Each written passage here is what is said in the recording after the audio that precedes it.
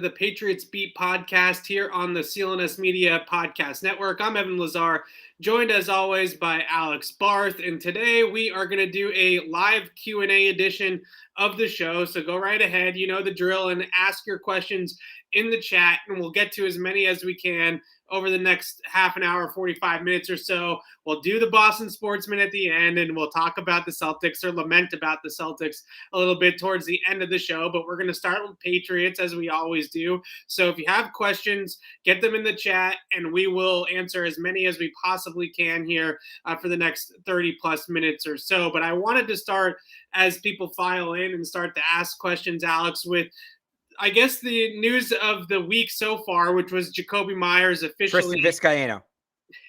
Oh, Jakobi Meyers officially signing his 1-year RFA tender on Monday. Meyers talked to us last week at minicamp, said that he was going to go back and deliberate with his agent, Drew Rosenhaus, and kind of figure out what his best path forward was, but that they were hoping to maybe hammer out an extension to avoid playing on the tender. It didn't sound like it got close enough to any point where Meyers was going to push off signing the tender. There was also a deadline for June 15th. They could have lowered the salary if he hadn't signed it by then. I don't know if the Patriots would have gone that route in good faith. It's not exactly the way that you have a good faith negotiation, but it was something that they would have in their back pocket at that point in time. Not a surprise that Meyers has signed the tender, but looking forward to possibly extending Jakobi Meyers beyond this season.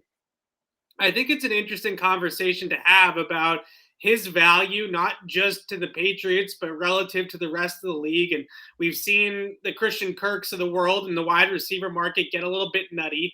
You especially look at some of the deals that guys like Marquez Valdez-Scantling, Russell Gage, Zay Jones, those are some of those mid-tier wide receivers that signed in the last calendar year here in the 2022 free agency period.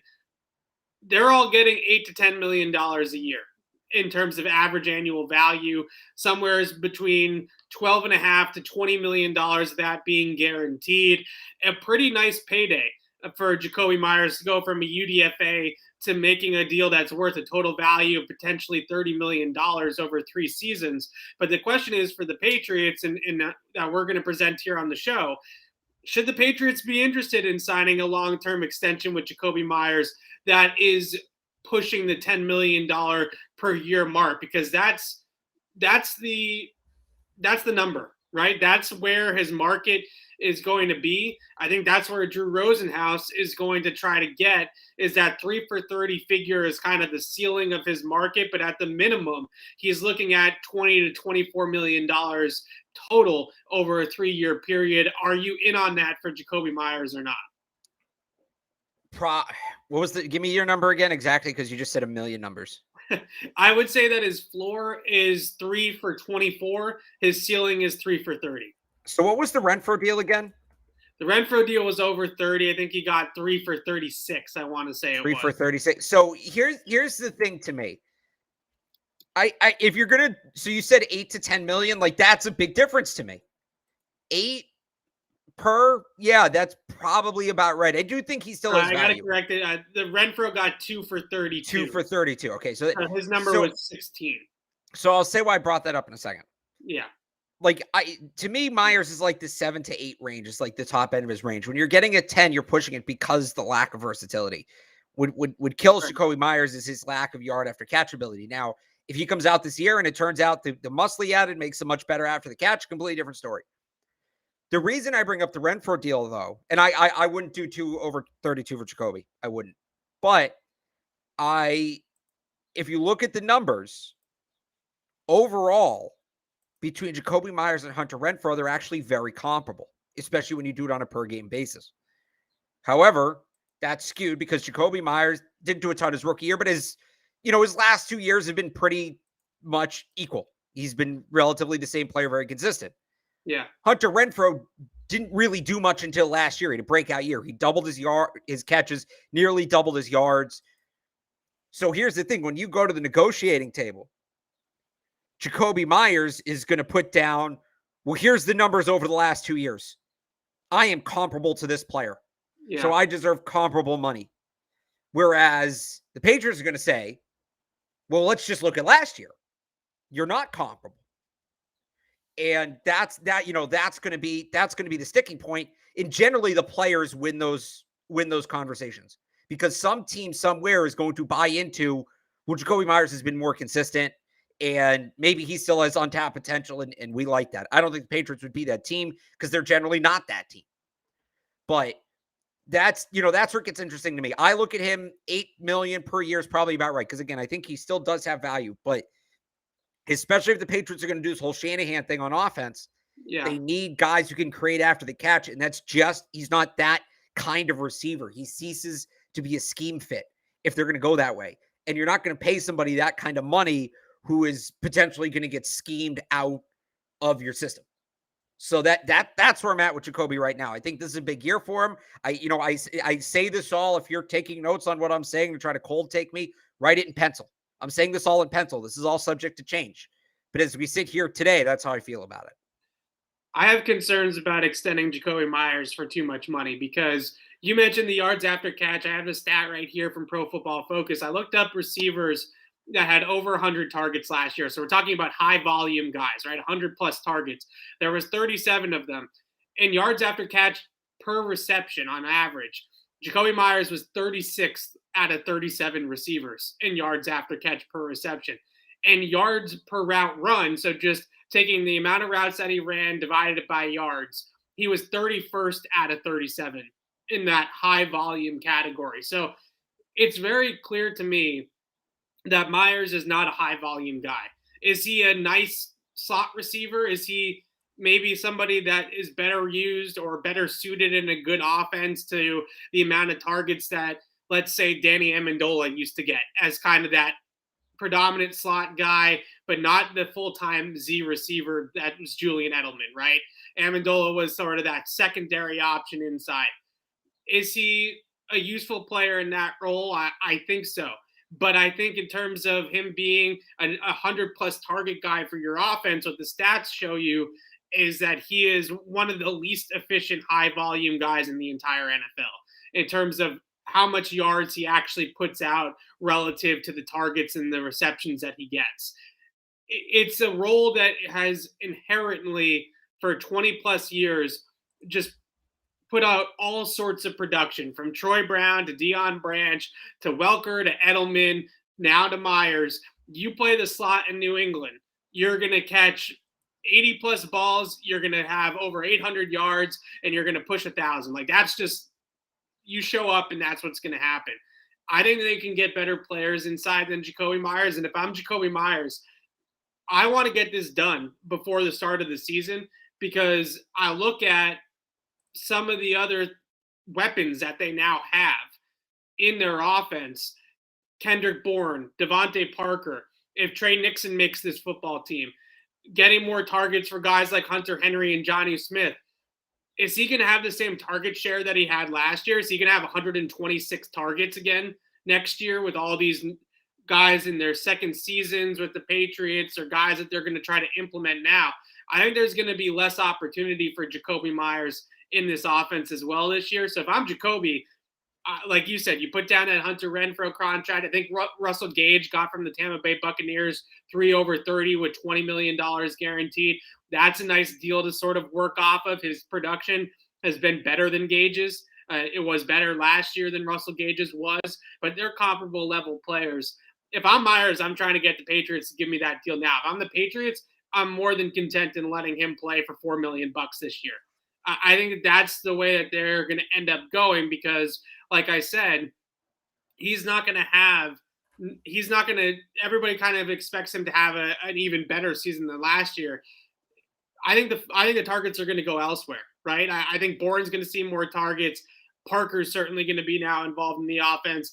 I think his numbers are going to take a dip, and then he's going to take a dip in the wallet when he tries to negotiate a contract next offseason. I like Jakobi Meyers. He's done everything right. He's worked hard. He's the consummate Patriot way type player, right? UDFA, right.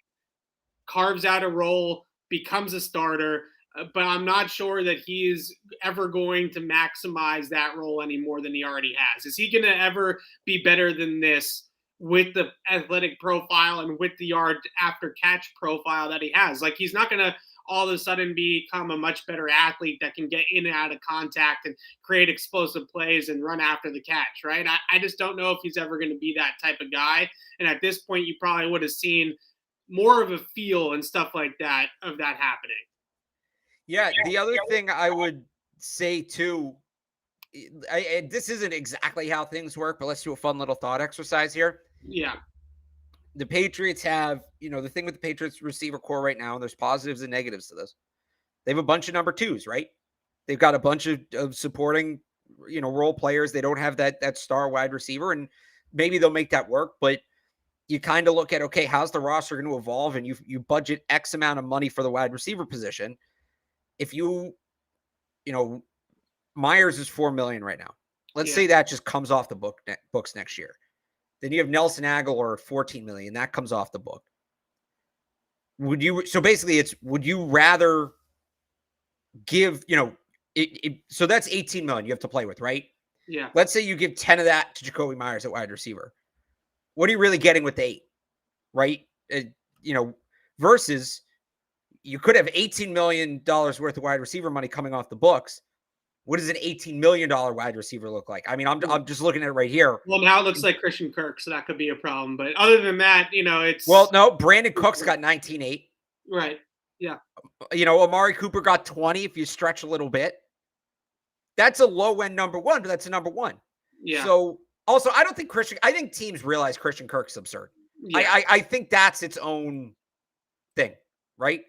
Heck, Allen Robinson got 15.5. Yeah. So you're kind of in the right ballpark there.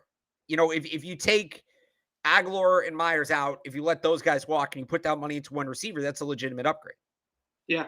That's sort of how I feel about it. I just would be wary of giving Jakobi Meyers anything over $8 million a year. I think if they're willing to have a hometown discount of some sort and he's willing to take a little bit less to stay in New England, then that's a different animal. But if he's going to try to cash out, as he rightfully should, I'm not saying he shouldn't go out and try to get all the money that he possibly can.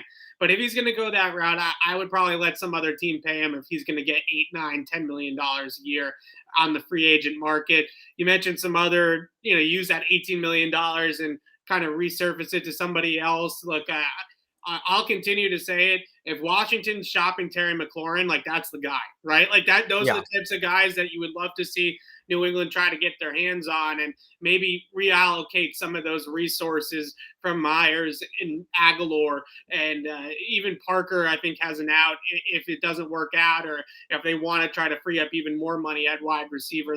They got plenty of money next offseason, so that's not a problem, right? That's going to be easy to do next offseason. So we'll see what happens there. Let's get to some of these questions, but I think that the Meyers conversation, it's one of those tricky ones because he's such a consummate Patriot. He did everything the right way. He carved out his role. He outperformed N'Keal Harry, the first-round pick in 2019, gets outperformed by the street free agent. We've seen this happen all the time at corner, right? Like J.C. Jackson outperforming Jawan Williams, right? It's like sort of the same thing.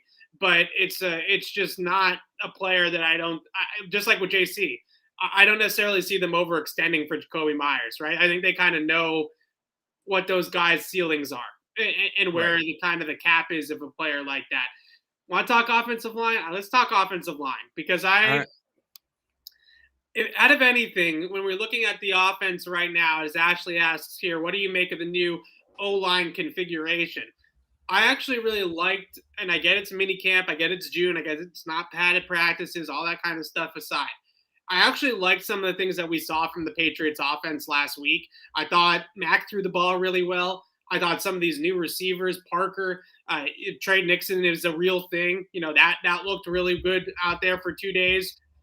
The O-line worries me a little bit because there's a ton of moving parts, right? It's just, you're flipping sides with your tackles. You got 2 new starting guards. Pretty much the only guy that is in the same spot that you feel really confident about is David Andrews at center.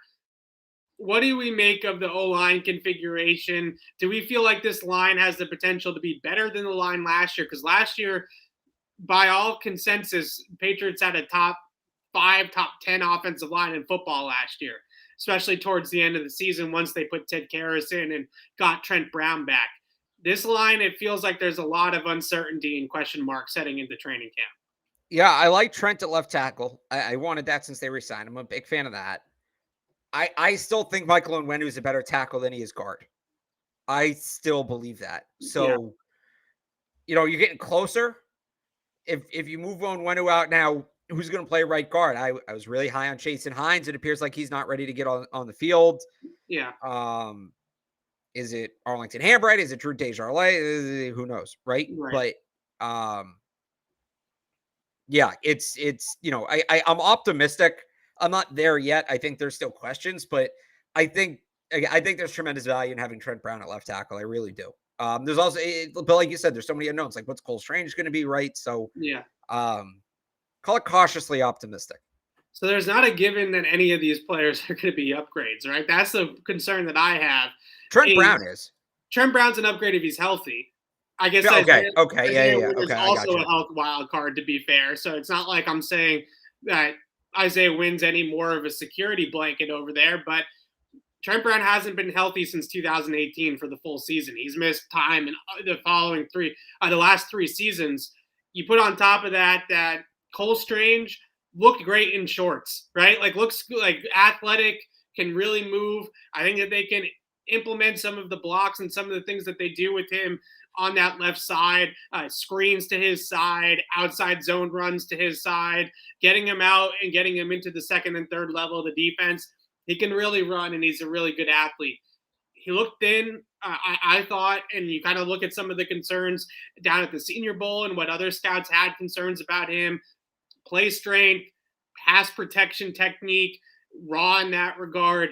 I am not 100% sold that Cole Strange is going to be an immediate upgrade over Shaq Mason or Ted Karras, right? I think that there's a lot of things that he will do better than those two out of the gate, which is probably more about the athleticism stuff I was just talking about and being able to get out and move. But in terms of steady consistency, week in and week out, I don't know if he's going to be as solid as those guys were. You mentioned Onwenu maybe better at tackle than he is at guard. His tackle tape is probably better than his NFL guard tape at this point. I still think his body type, and I still think ideally he develops as a guard, and maybe with more experience at guard, it goes that direction. But you still have to have some development there from Mike Onwenu to then say that he's better than Shaq Mason is at right guard. And then there's the Isaiah Wynn question, which we've talked about a lot on the show already. I still think, and this is just my tinfoil hat conspiracies here going on a little bit, but I still think that they're having Isaiah Wynn play right tackle because they're really seriously considering moving him before the start of the season. And then, like I said last show, you're not displacing 2 spots. You're only moving on from 1 spot, right? And you kind of know what you're going to get in the other 4 spots. But if you have 2 tackles that are flipped, you have 2 new guards, and you have Matt Patricia and Billy Yates as your offensive line coaches, I'm more confident in Billy Yates, quite frankly, coaching the offensive line at that point. But there's a lot of question marks, and if there's one thing that you look at with young quarterbacks across the league, and even quarterbacks that succeed like Joe Burrow, Patrick Mahomes, when they don't get protected, all these quarterbacks look average, right? Like, that's just the nature of the beast. We've talked about not ruining Mac's development so many times on the show over the last 6 months since Josh McDaniels left. Messing around with this offensive line is getting me worried, and more so than some of the other elements of, like, Joe Judge or the skill positions or whatever the case may be with the play caller. Getting Mac, acclimated behind his offensive line and making sure he's well protected, that masks a lot of these issues, because I'm confident in Mac's abilities, right? I think he can throw the football. I'm confident in his decision-making, his ability to make plays. Are they going to have the protection, and are they going to be able to make the adjustments and have the game plans necessary up front to keep Mac clean? It's a big concern of mine in terms of this offense. I think there's like 3 position groups, and we're going to kind of hit on the next one here, where I look at them and I say, this worries me a little bit. Offensive line, linebacker, corner, right? Like, I think those 3 spots are the potential landmines for the Patriots right now. And I put offensive line on that list. I still am concerned about that. The question here about the linebackers, I find it interesting. Jeff Howe had a report last week when he was out at Pat's camp about Dante Hightower and that door not being completely closed for the Patriots. Obviously, Van Noy is elsewhere, Windows elsewhere. Hightower is still a free agent. I don't think that's completely been ruled out. I think what we're going to see is we had mini camp. Maybe there's a week or two of training camp, get through maybe the first preseason game. If the linebacking core is struggling at that point of the offseason, Alex, I still think that they might dial up Hightower and see if he'll come back as an emergency thing. If they're not getting out of Raekwon McMillan and Mac Wilson and Cameron McGrone what they really need out of that group. I'm optimistic that that group is going to provide some more athleticism. I still don't know how those puzzle pieces fit together, and I still think that they're keeping Hightower on the back burner just in case. And I think, he presents value as a leader. I know I'm in the minority on this. I actually wouldn't hate seeing Dante Hightower come back for the right money. I think he provides tremendous value as a veteran presence. The other thing is he can do so much, that I don't know that you need him playing 80% of your snaps in the middle of your defense like he was last year. Like, he's probably past that point in his career. But you could bring him back and have him play edge rusher, use him as a situational edge rusher. And I think that's a role he could be, a contributor in. I really do. So I'm not ruling that out.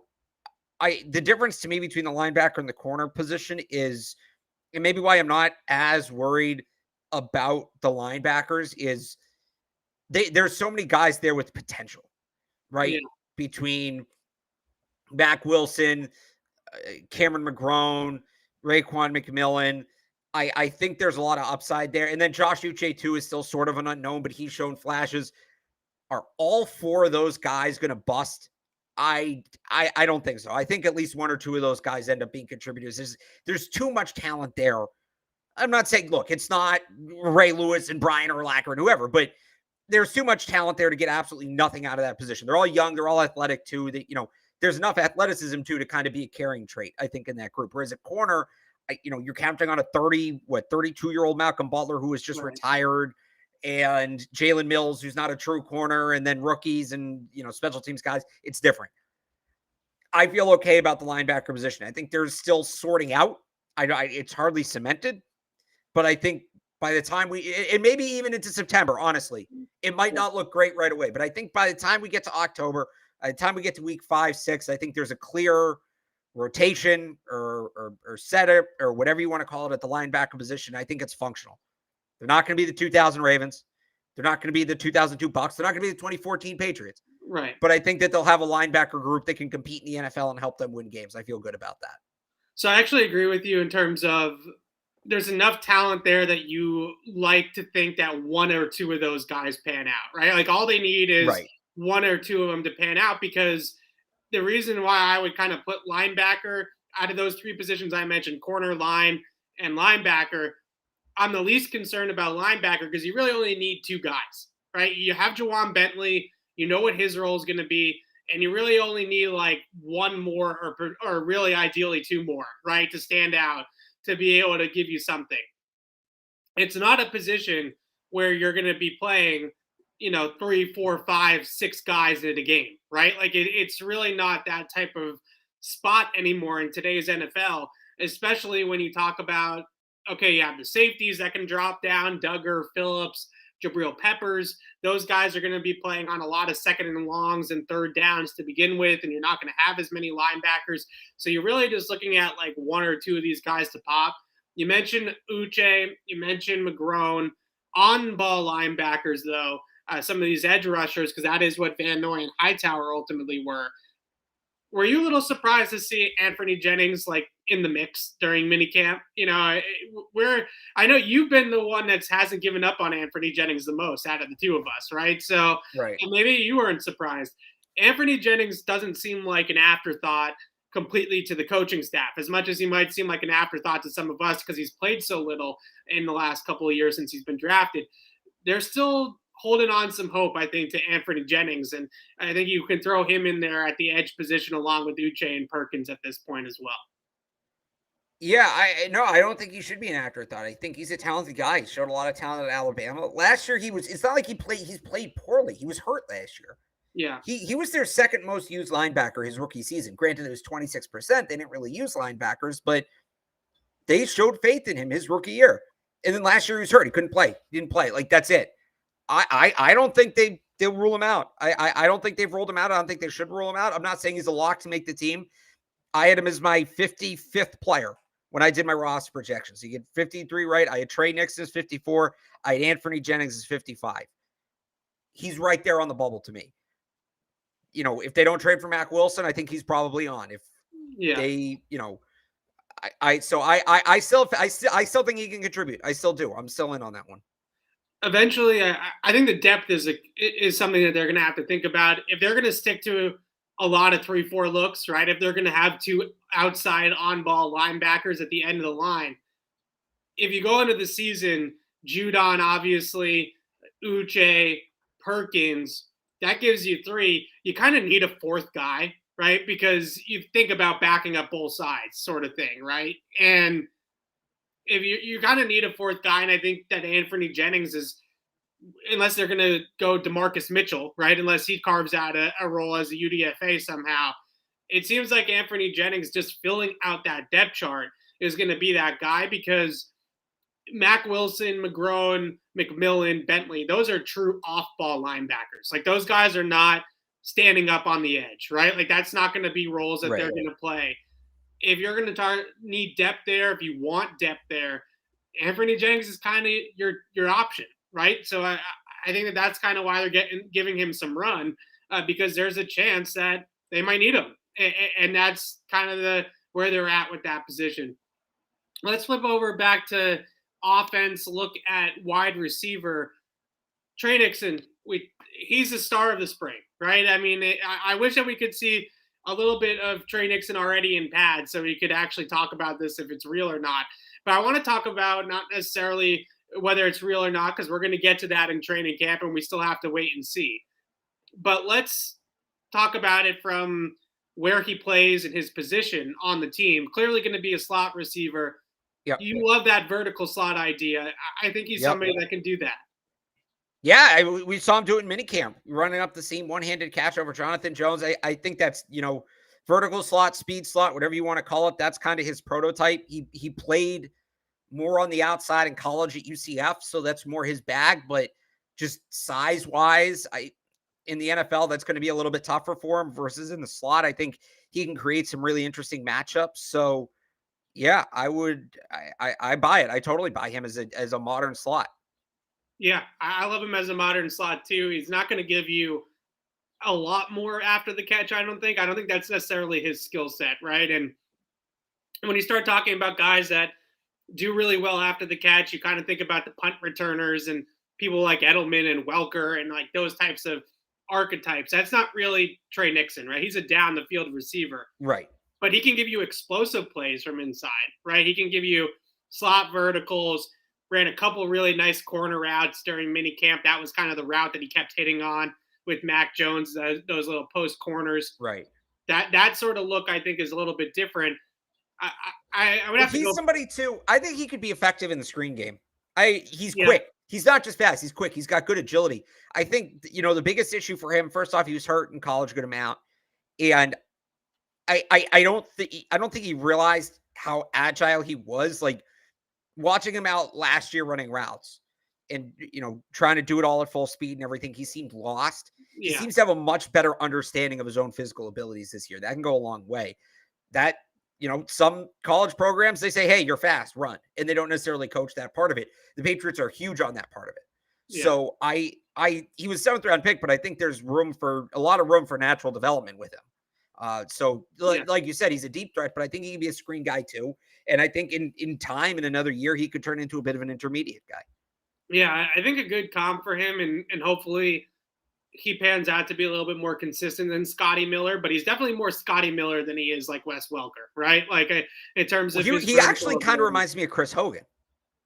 Yeah, I could see that. I think he's faster than Chris Hogan.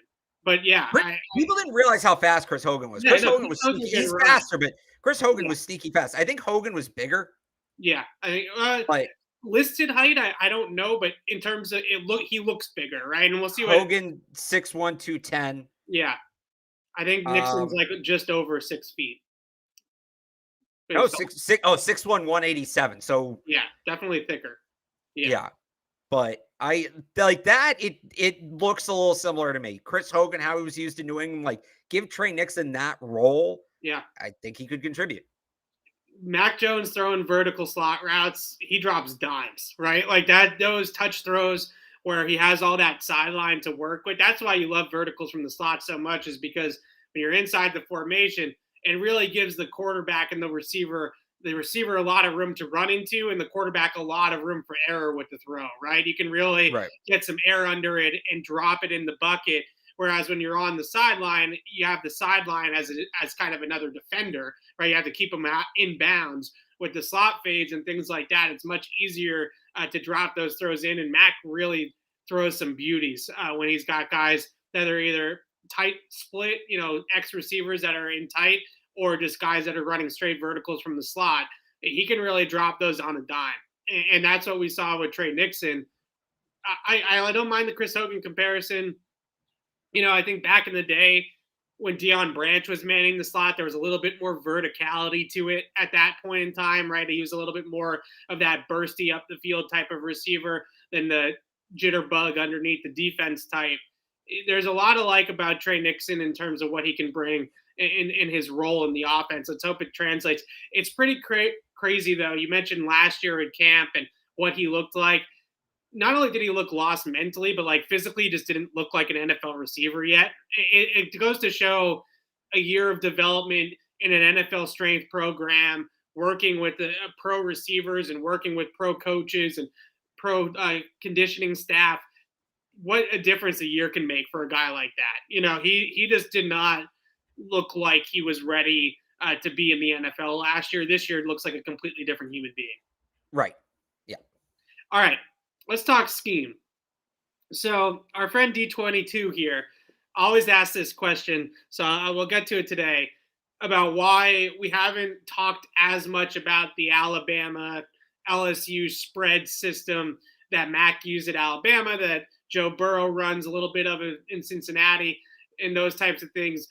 Look, we've talked about it plenty. We just haven't seen the Patriots do it, right? Like until the Patriots actually do it on a football field, whether it's practice, whether it's mini camp, OTAs, or out there in an actual game, and we start seeing RPOs and we start seeing pre-snap motion and we start seeing some of these spread elements that he ran at Alabama, it's not that we're discounting it as a possibility, or I'm discounting it as a possibility. I just haven't seen them do it. So it's kind of hard to look at it and say that they're going to do it when they haven't done it. What we've seen out at practice, in the OTA practices and the minicamp practices, was the Shanahan stuff, was outside zone, was bootlegs, was moving pockets, was that type of thing. So if they were out there running RPOs and running Alabama spread, we would be talking about it, right? We would be saying they're running Alabama spread, or they're, kind of give hints or drop hints that that's what they're doing. I still hope that they do some of this. I still hope that this is something that they go to. We just haven't seen them buy into that fully yet. And I've heard some, rumors that Belichick has always been a little bit fascinated by the Shanahan offense and has kind of wanted to go towards the Shanahan offense for a while, but that was never McDaniels' thing, and that's not what they ran. So I think that there is some internal support behind going Shanahan style, but both of us would love to see them implement the Alabama offense here. Like that's what we've been clamoring for. Yeah, that's what I want. Again, we can't talk about them doing it when they haven't done it. It's just not how anything works, but I'd love to see it. That'd be pretty cool. Yeah. How many times have we said the word RPO or the phrase RPO here, and wanting them to put RPOs into this offense? I feel like a broken record. I've tried to stop saying it because I used to say it so much, right? I mean, that's right. Really, even with the Shanahan stuff in there, some of Shanahan stuff, it's not, they don't major in RPOs in San Francisco, but they do it more than the Patriots did, right? And I think now with Trey Lance, they'll definitely do it more than the Patriots. So it's not that scheme is completely, you can't do it at all, right? Like I think you can do it some. And I'm interested to see if they do go that direction. I would love for them to go that direction, but I don't know if they're ever going to do that. I just don't. I'm not sure what it is. Maybe they just like don't believe in it. I don't know. Like I don't know why they don't like it. I mean, maybe well, although for what it's worth, there was a report I think 2 weeks ago now that Bill O'Brien was in the building, kind of as a consultant for Bill Belichick at some point this offseason.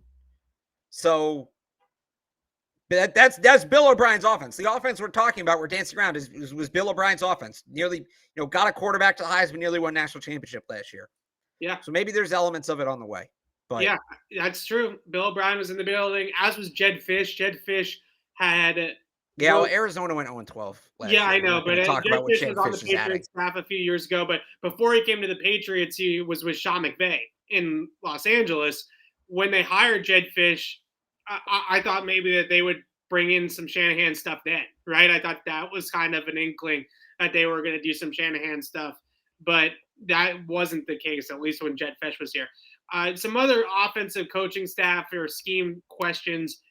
What do you make if you have a take on this, Alex, of Nick Caley seemingly getting passed over here a little bit in terms of offensive responsibility, play calling? It seems like his name has completely gone away in terms of a potential play caller. Yeah, it's a shame. I thought him and Troy Brown both didn't get their fair due. I thought those are two guys that been in the system for a while. Obviously, Troy Brown for years as a player first, and now as a coach. I would have liked to see them get a shot, and maybe they are. We're going off reports. We don't know what's going on behind closed doors, but it's funny. Everybody's complaining about how they kept it two in-house and they didn't really go with anybody outside or whatever, and it's all Bill's friends. I wish they kept it more in-house if they were going to go this route. If they were going to go this route, give me somebody who's been here. Give me Caley or Troy Brown. But I don't know, maybe in the future, maybe they know the setup they have now is a short-term setup. There's been, some nothing reported, but, speculation, connected dots that maybe they're just buying a year and Bill O'Brien had to spend 2 years at Alabama or whatever it is. So, maybe, they didn't want to do that to Nick Caley. They wanted guys they knew they could just move out of those roles next year. But I thought Nick Caley and Troy Brown both deserved a shot. Yeah, I did too. I would love to see Troy Brown have a lot more going on in terms of involvement, right? I just feel like he's a guy that was in the old system, but also understands where the game is kind of going and where it needs to go, right? Like, I think he understands how to make life easier on receivers, especially. You look at some of the things that they're trying to do with the streamlined terminology, with kind of dumbing down the playbook a little bit offensively. You have to think that maybe Troy Brown had a little bit of input in that, where he said, look, my guys just aren't playing fast, right? Like we're not playing fast enough. We're getting bogged down by overthinking things. Let's simplify it a little bit more. And maybe that is partially Troy Brown there a little bit. Nick Caley is another guy too that, you look at like Tom Pelissero, he puts out that list every year of like under the radar head coaching candidates for the future. Gerard Mayo's on it every year. This past year, Nick Caley was on it. So clearly a guy that other people think highly of. The Patriots blocked him from going to Vegas, right? I think Josh McDaniels wanted to bring him with him. The Patriots said no. So they clearly like the guy enough to keep him around. Eventually, maybe he does take on more responsibility. Maybe they're still waiting to kind of, I don't know, like break him in a little bit more or something, get him a little bit more experience. But it'd be interesting to say what happens there. All right. And let's see if there's any more questions before we turn it over to Celtics in Boston Sports Minute time. A lot of talk in the chat about Dak Prescott for some reason, Alex. I have no idea. There's somebody commenting named Dak or something like that. I have no idea where that's coming from. Okay. This question, I understand it's tongue-in-cheek, but I do think it's an interesting question just in terms of the depth chart at corner. The three Joneses, is there a chance we see all three Joneses? I know some people just want to see it to make the joke that there's three Joneses on the field or something like that. I don't even think it's that funny. But regardless, Jack Jones and Marcus Jones. Marcus Jones, we haven't seen it all, right? He's been the red non-contact jersey throughout the spring. isn't ready to go because of the shoulder injuries. We did see Jack Jones, though, and he looked pretty solid at times. I think he's still inconsistent up and down like any rookie would be at this point. But he showed enough to give some optimism. What are the odds that either of the rookie Joneses contribute in year one? Because we know that John Jones is going to be out there as long as he's healthy. He's going to play plenty. So it really comes down to the two rookies. I think we're pretty much in the school of thought at this point that Jack Jones is going to have a role as a rookie. Yeah. It's just a matter of how much it's going to actually be in terms of playing time. Yeah, I think Jack Jones is going to compete for a starting outside cornerback spot. To answer the question directly, when we get all three on the field at the same time, I think week 18 against Miami is your best chance because Marcus Jones and Jonathan Jones play the same position. Generally, there's only one slot corner on the field at the same time. Yeah. So, strategically, it doesn't make a ton of sense to have them both out there. Now, John Jones plays some safety. So maybe that's how it happens. Maybe he goes back to safety. Marcus Jones steps in the slot. But I think the best bet would be week 18 against Miami. You get Jack Jones on the boundary. And then because they have so many good slot guys, Tyreek Hill, Jalen Waddle, the Patriots decide to use multiple slot corners, and they put Marcus Jones and Jonathan Jones out there at the same time. Now, the question is, can those three all get on the field somehow at the same time as Mac? That's probably some weird special teams trick play or something. That is going to take more time to analyze. But if this happens, I'm going week 18 against Miami. Yeah, I'm not ready to get too excited about Jack Jones yet, but that would certainly make me feel so much better about this defense if Jack Jones turns out to be a player. I do like how he moves. Like, I think you look at the way that his hips, his feet, there's some of the things that you talk about with man coverage guys and being able to shut guys down as being able to stay glued and connected to your receiver and things like that. I think he has those traits. Like, I think he has those movement skills. I think he has that fluidity. I think the one thing that you looked at him in minicamp and you have to get him a little bit more up to speed on is, there's going to be some route details at the NFL level that, quite frankly, they just don't do at college level, where there's little fakes or little subtleties in the route that he's not anticipating as well as he needs to right now to really take the bull by the horns and be that starting outside corner. But that will come with time and with coaching, and the Patriots are really good, especially when they're coaching press man. They're really good at getting guys to study, getting guys to understand those types of things so that you're not reacting all the time out there. You don't want to be chasing. You want to be anticipating. You want to be in front of the game. I think that those are the things that will help Jack Jones a little bit. And that was something that JC early on in his career struggled with at times, and it kind of came on slowly for him as well. So that has to go back to film, study habits, things that you're not necessarily doing in practice. It's not like Jack Jones is going back and watching Nelson Aguilar tape so he can get one over him next practice, right? Like, that's not really the idea here with these practices. So maybe they can help him out a little bit with that a little bit more. But in terms of movements, ball skills, things like that, I think he could play right away. And you talk to, some of the people, like we talked to like Eric Galko right after they drafted him, who worked out with him at the Shrine Bowl down there. And, there's people around the league that think that this guy was going to be drafted a whole lot higher if his college career goes differently. If he stays at USC as a 5-star corner in the Pac-12, and he doesn't have any of the off-field stuff that went on with him in college that caused him to transfer, I think it's a completely different ballgame for Jack Jones, and maybe he ends up being a top 50 guy, right? But it just didn't go that way for him, and he didn't have that kind of consistency. And I don't want to talk too much about the off-field stuff, but what Jack Jones had going on off the field is nowhere near as bad as what some other guys had going on off the field. The guy tried to get some Panda Express at like 3:00 in the morning when he was in college, right? Like, we're not talking about anything really too awful. So it'd be interesting to see if Jack Jones ends up being one of those guys where we say, oh, well, he's drafted in the 4th round, but if we redrafted, maybe he would have been a 1st-round pick or a late 1st-round pick or something along those lines. Right. All right. There's one more question in here. I'm going to find it quickly, and then we can move on to the Boston Sports Minute. Is it the question of who our favorite Patriots players of all time were? Oh, yeah. We can wrap it up on that one. But this is one more real question. No offense. And then here it is. Okay. 2 tight end sets. I think this is an interesting question. Like, are the Patriots still – they've obviously committed all these resources to Hunter Henry and Johnny Smith, right? Like, that's where a lot of their money is tied up in terms of offensive skill positions. but are they still 100% sold on being a 12 personnel base? Like, is that the way that they want to be?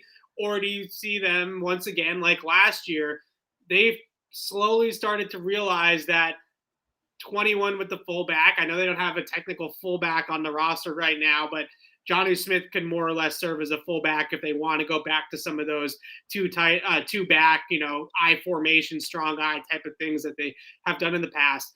And 11 personnel, 3 wide receiver was easily their most efficient and effective personnel grouping last year. And the 12 personnel stuff really faltered. It was not as successful as they wanted it to be. Do you still see them forcing it down everybody's throats that they're going to be a 2 tight end offense and trying to get this Hunter Henry and Johnny Smith thing working? Yes and no. If they're doing the Shanahan thing, I think they'll both be on. It's semantics. Is it 12 or 21? If John is on the field and he's doing the Kyle Juszczyk role, right? Is that a 2 tight end offense, or is Johnny Smith now a fullback? However you want to cut it. I think they're both going to be very heavily involved. I think the two of them are going to be very heavily involved in the offense. I think you'll see a decent amount of snaps where they're both on the field. I don't know that it will look like traditional 2 tight end sets. Like this time last year, we're talking about, the Rob Gronkowski, Aaron Hernandez scheme. Like, I think that's probably not in the conversation anymore. But I do still think that there's going to be a lot of situations where they're both on the field. Yeah, I think that's fair. And you talk about that Kyle Juszczyk role or using Johnny as a little bit more of like an H-back or a move tight end instead of that traditional inline. That I think is really where they have to go with this if they're going to make it work. Is Hunter Henry is your traditional wide tight end. Johnny Smith is a jack of all trades, Swiss Army knife type role. Whenever Johnny is being an athlete, like whenever he's already moving into blocks or he's motioning across the formation and catching the football on the flat or running into space as a route runner instead of having to break down and really get in and out of a break. He looks so much better than when they try to make him into some of the, the more technically refined route runners and tight ends. They have to get him into that I'm an athlete type of role and just get the guy the ball in space, allow him to be an athlete and stop bogging him down with all the little technicalities. If you want to run like a precise stick route, or if you want to run a Y option style play, like you have Hunter Henry for that, right? Like you have that tight end in Hunter Henry. Don't try to pigeonhole Johnny Smith into a role where he doesn't belong. And I hope that that's one of the things that they kind of self-scouted and went back and looked at. And I think it probably will. It was. All right. So the chat, for some reason, is not letting me go all the way back, Alex. But somebody towards the very, very beginning of the show asked us who our favorite Patriots of all time were. I think, we're not old, so we're not going to go with Andre Tippett or John Hanna or anything right now, Alex. But I'll allow you to start. I'm sure you have a couple. So I'm assuming we're doing besides Tom Brady, right? Yeah, besides Tom Brady, yeah. It's Drew Bledsoe. So I grew up watching play quarterback. All right, I'll go offense, defense. On offense, it's Drew Bledsoe. On defense, it's Ty Law. Peak Ty Law was the man. He just a bad dude. Like, you were not getting by him.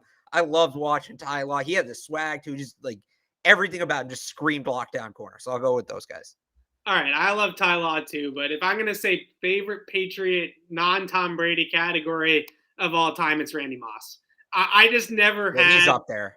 I never had more fun watching the Patriots in my life than the 07 Pats and Randy Moss. Like, as great as Gronk was in his peak, and he was awesome. Like, don't get me wrong, but Randy Moss over the top was the most unstoppable play that I've ever seen the Patriots run, right? Like I've never seen anybody be more dominant at anything than Randy Moss running any sort of vertical route, right? Like it just was uncanny how good that guy was.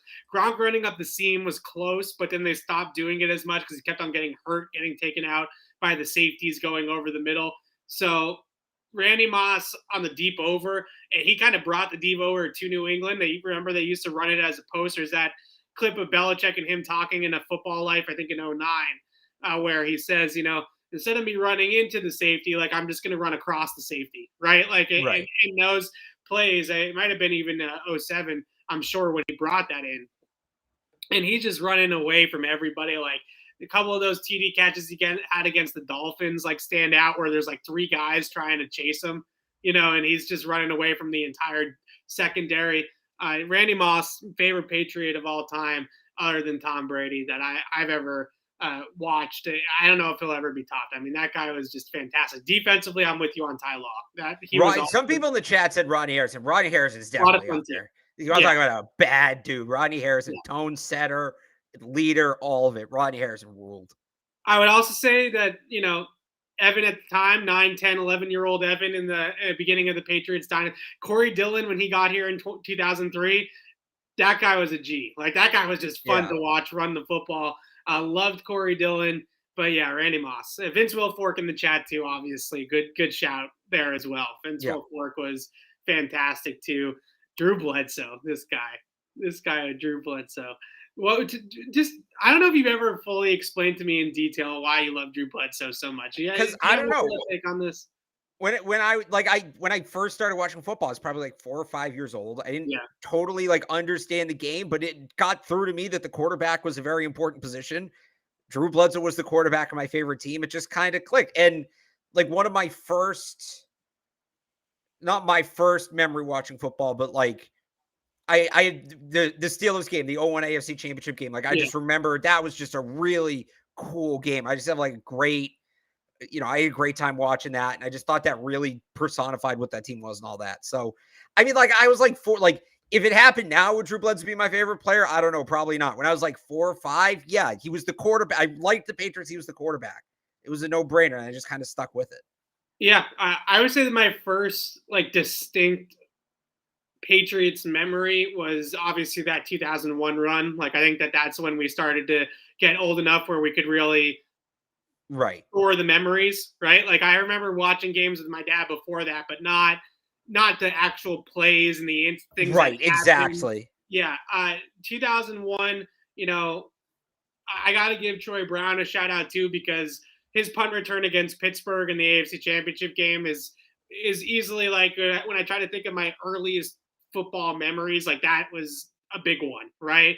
Obviously, I have the Snow Bowl and everything that happened in the Snow Bowl as well, but Troy Brown's punt return, Teddy Bruschi, Julian Edelman in the chat, other good shouts there too for favorite Patriots of all time. I mean, if you want to go Julian Edelman, I don't think anybody will disagree, or Teddy Bruschi. Patriots tried to retire Teddy Bruschi's number, 54. Yeah, he didn't want them to. Yeah, didn't want him to. I don't think 11 ever gets retired, because that's kind of a tricky one, right? Well, Devontae Parker's wearing it now, so it's not getting retired. There you go. Fair enough. 54 though. 54 should be a thing. This is more of a college football thing, but you should have to earn 54, right? Yeah. It should be, you can't show up and say, I want number 54. The team says, hey, we're going to give you 54. And by the way, it can be linebackers or linemen. Brian Waters wasn't here long, had a hell of a year when he was here. But I think 54 should have to be an 54 and 24 should have to be earned numbers. Yeah. So at LSU, it's 7, right? 7's right. LSU is 7. Texas does 0. Yeah. Temple has the single digits. Those are the toughest players on the team. Right. Yeah. Hardest nosed guys on the team. Every school does it a little differently, but that's So I 54 should have to be again, you got to be you can't just choose to wear 54. It's given to you. All right. Are we eulogizing the Celtics yet today, Alex, or are we just talking about the Celtics? Which one are we going with on this Boston? It's a little bit of both. It's a little bit of both. I wish I was more excited for the Boston Sports Minute like I usually am, but today this one's a little. We got good Red Sox news today. We can get to that in a little bit. All right. Yeah. Let's start Celtics, then we can get to your Red Sox news. But where do we start with the Celtics? You start. I mean, they had their chance in Game 4. Yeah. They had their chance. Wiggins played well, but I thought the stat line is very impressive. I don't think he played as well in the flow of the game as the stat line suggests. I thought the only true difference maker on the floor in that game was Stephen Curry. They were getting nothing from Klay Thompson. They were getting nothing from Draymond Green. Yeah. The Celtics should win that game. Yeah. I know Curry went off and had a historic performance, but the Celtics, that's kind of been what they've done all year. They've played team basketball. They've won as a team. And then it's all right, well, if they can't win the game Curry goes off, they better win the game where Steph Curry does nothing. And that wasn't the case either, obviously, the other night. It feels like they've hit a wall. It really does. And this is where I go back to, we might have breaking news here. Oh, we do. We have breaking news that is relevant to the Boston Sports Minute. Oh, okay. What we got? Bruce Cassidy, the Golden Knights. Ugh. Good for him. So Good they get him. Bruce. Good for him. Yeah, good for Bruce. Anyway, I think with when it comes to the Celtics, I remember everybody saying after, they had the bad loss in Milwaukee and they still won in 7. Everybody said, oh yeah, well they choked that game, but they still won the series. It's fine. So it took 7. And then the same thing happened against Miami, right? So it took 7, whatever. Well, what does it matter if it goes 7? This is where it matters. The Warriors, I think, only went past game 5 once. I might be wrong on that, but I'm pretty sure they only went past game 5 once. The Celtics went to game 7 the last 2 series. Yeah. You're seeing that right now. The Celtics they're gassed. They're gassed, and I think the moment's getting to them. They're still a young team. We forget because Tatum and Brown have been together so long. It feels like that they've kind of maxed out, right? So I'm not saying it's over. Momentum in this series, in this playoffs does not exist, and they've been good on the road and all of that. I still, if they can just kind of find the adrenaline, I think it's simply an adrenaline rush. If they can get the adrenaline rush going, they can win. I think they're the better team, but it feels like this is where the experience of the Warriors and, having played fewer playoff games, you're starting to see that really be a difference. Everybody that I've seen talk about the fatigue thing, because Ime Udoka threw out the fatigue thing last night, I think, but he was more talking about it in that game, right? Because he was asked about it. So the question mentioned fatigue. He didn't bring up fatigue unprompted. Yeah. So he was talking more about the fact that the bench didn't give him anything and they had to play the Jays for 40 plus minutes in that game. And they weren't really thrilled about that and thought maybe that's why they weren't as good in the fourth quarter. But everybody always responds, oh, they're 24 years old. Like, does that mean you don't get tired when you're 24 years old? Like, I get the young legs. Like, I get that that's a theory, right? I don't think that that's actually backed up by science. Like, playing a grueling playoff run like the Celtics have played is tiring no matter how old you are, right? And I think when they got into the beginning of the series with the Warriors, they were still riding high off the momentum of winning game 7 in Miami and getting over the hump and getting into the finals. Now that we're getting into games 5, 6, 7 of this Warriors series, hopefully 7, you start to see some of that real fatigue come out, right? And you start to see this run sort of take its toll on them. That's the biggest overarching concern with the Celtics. And I don't think any of the like little minutiae that we can talk about matter if they are truly just burnt out, right? Like none of the adjustments, none of the little things that they could do truly matter if they're just burnt out. But some of the things that have happened in this series, I tweeted out yesterday, everybody got mad at me per usual. Well, because you're a green teamer now. You're besmirching the green teamers. There's your famous tweet. The green teamers or whatever they're called. When are they going to stop making excuses? Now you're the one saying the series isn't over. Now you feel good down 3-2. Series isn't over. Just pick a side. That's all anybody. We're just asking for consistency from you, Evan. That's it. It wasn't that tweet that people got mad. I crossed sports, which I know you're not allowed to do. I crossed sports and I said that Andrew Wiggins' finals is a lot like when Chris Hogan would just go off in the playoffs because all the attention was going to Edelman and Gronk, right? And he was just left one-on-one with no help, and he was just free to run all over the field. And he was good enough that he was able to take advantage. He wasn't a complete zero. He was able to take advantage. Now, Andrew Wiggins is a better player than Chris Hogan. He's a better basketball player than Chris Hogan was a football player. The strategy is the same, though, right? Like the Celtics last night in particular, I thought, they're like face guarding Curry. Like they're guarding him like he's a wide receiver. They're trying to smother Klay Thompson. They're trying to limit Draymond Green's playmaking. How many times has Andrew Wiggins caught the basketball at the top of the key with one guy in between him and the basket and everybody else is all over the place, right? Like that seems like a still image I've seen like 100 times in this series.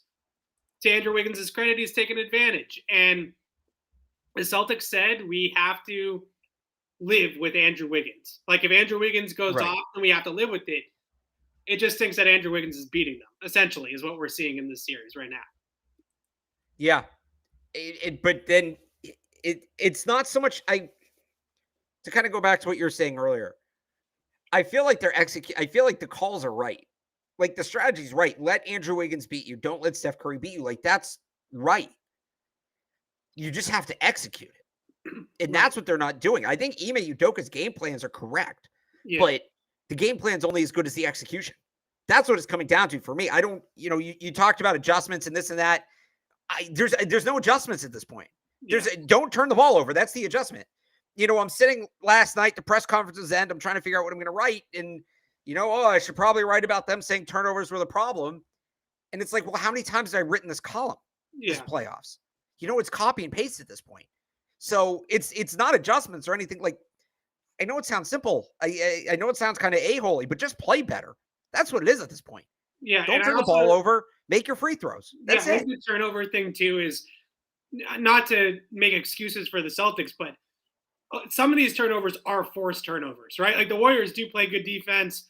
There's too many unforced turnovers. No, there's far too many unforced. No, I think offensively, I've seen a lot of stats about the Patriots, the Celtics offense over the last 24 hours in these last two games. Turnovers is the big one, right? Like they're turning over the ball way too much.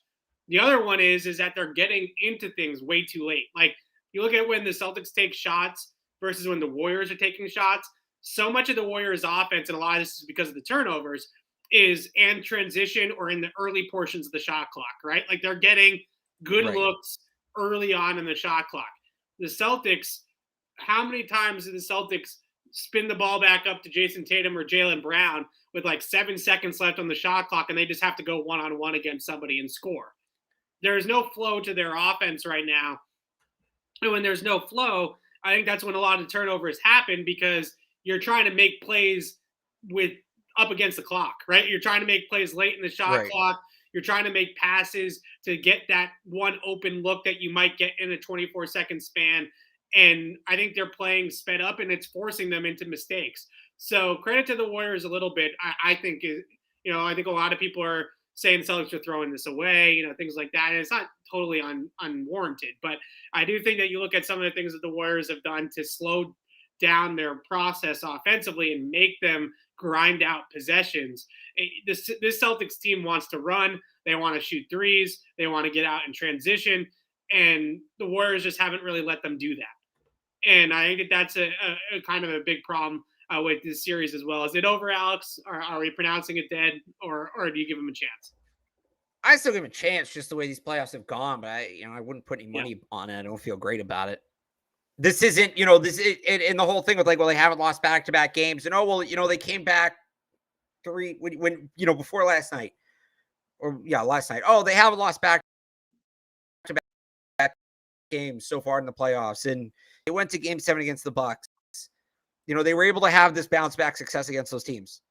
This isn't the Heat. This isn't the Bucks. This is a different animal. Yeah. The Warriors are better than both of those teams. I think you can't necessarily lean on that to make a projection here.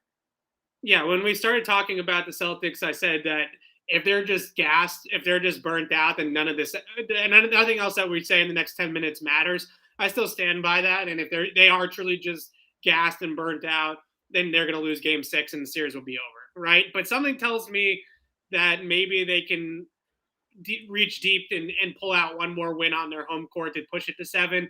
I don't like their chances at all in game 7 at that point. But get it to 7, see what happens, right? Like that's always the mantra when you're. Wait. Hang on. I repeat all that real quick. I think that they have a chance to win game 6. Once we get to game 7 in San Francisco, I think it's over. I don't think they win game 7. Okay. I thought you said if they don't win game 6, you don't like their chances in game 7, which if they lose game 6, I really don't think they're going to win game 7. I think that would be kind of a tough one. I like their chances in game 6. I don't like their chances of winning the series. How about that? Right? Because they're not going to, I don't like them winning game 7. It's tough. It's been tough to watch them go up 2-1 and kind of throw this away. But I was trying to remember this last night. This is basically what happened to Phoenix last year too, right? They were up 2-1 in that series against Milwaukee. And there's some parallels there in terms of the youth and things like that. And they have the one veteran, Chris Paul. The Celtics have the one veteran, Al Horford, that's never won, right? But has been a decorated player, has never won. There's a lot of parallels between the Celtics and that Phoenix team last year. What's your Celtics news? Chris Sale related, Red Sox news. I'm assuming. Yeah, just that. Chris Sale is going to come back. Supposedly they're going to get Eovaldi and Whitlock back soon too. Put Chris Sale in the bullpen. Don't start him. Don't do it. He'll get hurt in 3 weeks. They need help in the back end of the bullpen.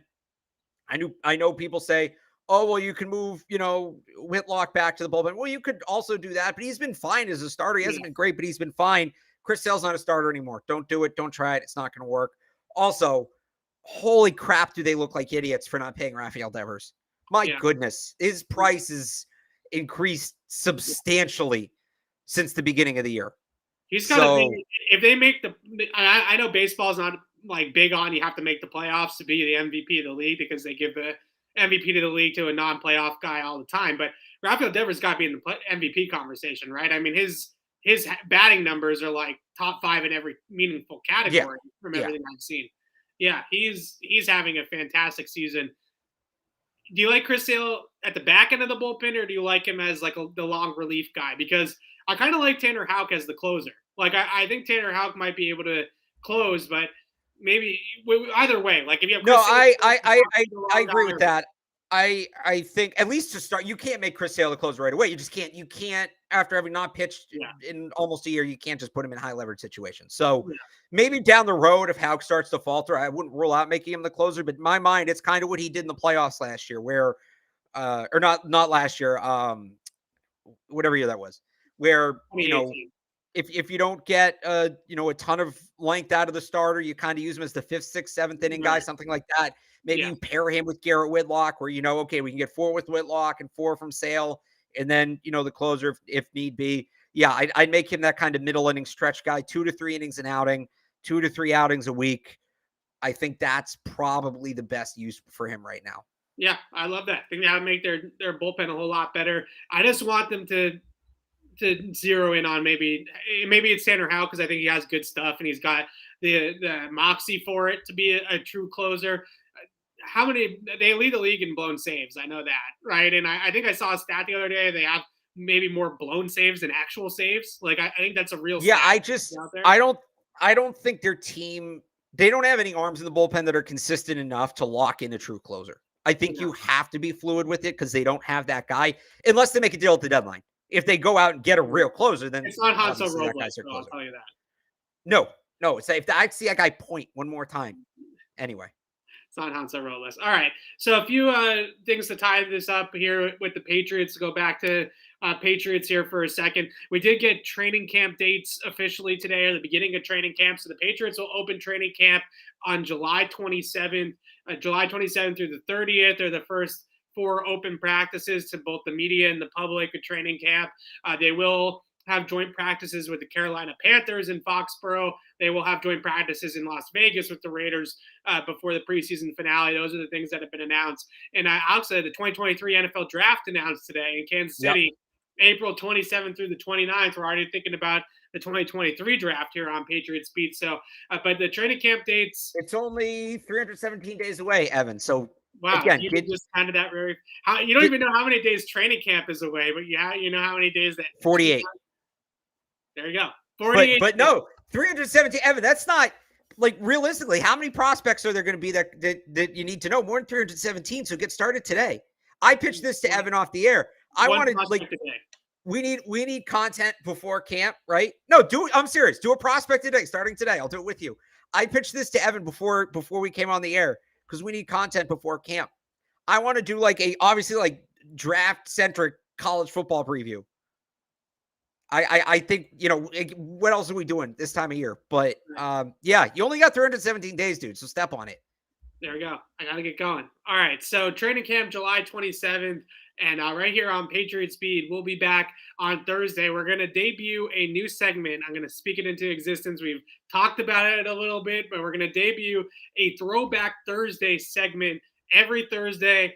Alex and I are going to go back and watch a sequence or a highlight of a all-time classic Patriots game from the Patriots dynasty, and we're going to break it down right here on Patriot Speed, talk about the ins and outs of the play, talk about the key players involved, and reminisce a little bit about some of the all-time great Patriot moments and Patriot plays for the last 20-plus years. So that is our Throwback Thursday segment. So we'll have that on Thursday. We'll probably field some more questions as well on Thursday.